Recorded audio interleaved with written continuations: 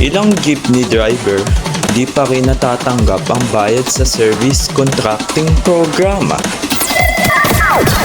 Mula sa Senado hanggang mobile game, ay nako, tumakbo ka na bato dahil may laro ka na.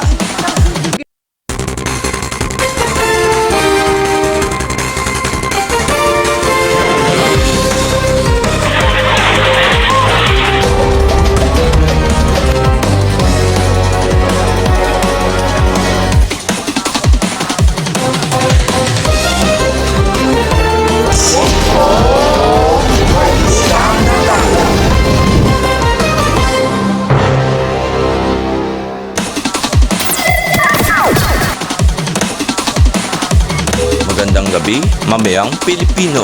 Pinag-iigting na ng mga otoridad ang paghanap kay Senador Ronald Bato de la Rosa matapos kumpirmahin ng Department of Justice na may bisa ang arrest warrant kaugnay ng kaso sa International Criminal Court o ICC.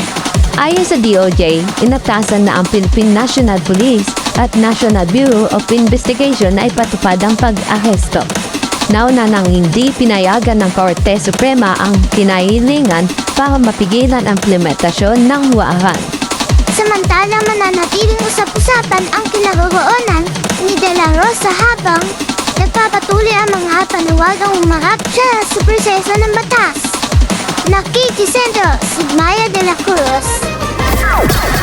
Kasunod ng utos ng Department of Justice, We will implement the warrant of arrest. agad na pinakikilos ni PNP Chief Jose Natates Jr.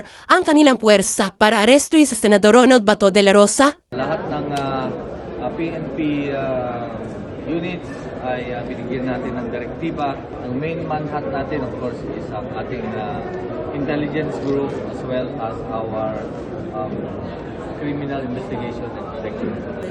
Pero mas makabubuti pa rin daw ayon kay Natates kung susufo nila si Senador de la Rosa sa kinauupulan. By all peaceful means, he will surrender, yield himself.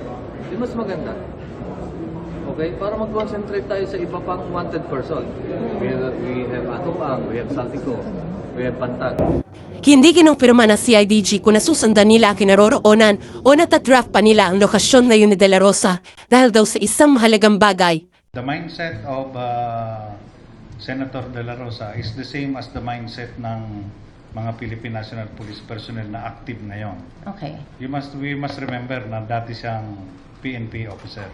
So I'm sure, and from my expression, body language, and the way I answer, ano niya po yon, i-interpret niya yon. Understood. He is a good intelligence officer.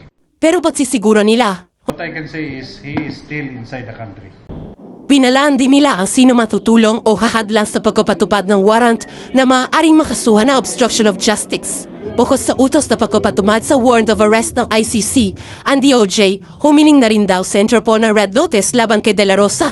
Ayon kay CIDG Director Morico, oras na madakip nila sa Senador De La Rosa ay dadalhin nila ito sa CIDG at dadaan sa karaniwang booking procedure at medical examination bago i-turn over sa DOJ para sa mga susunod na hakbang.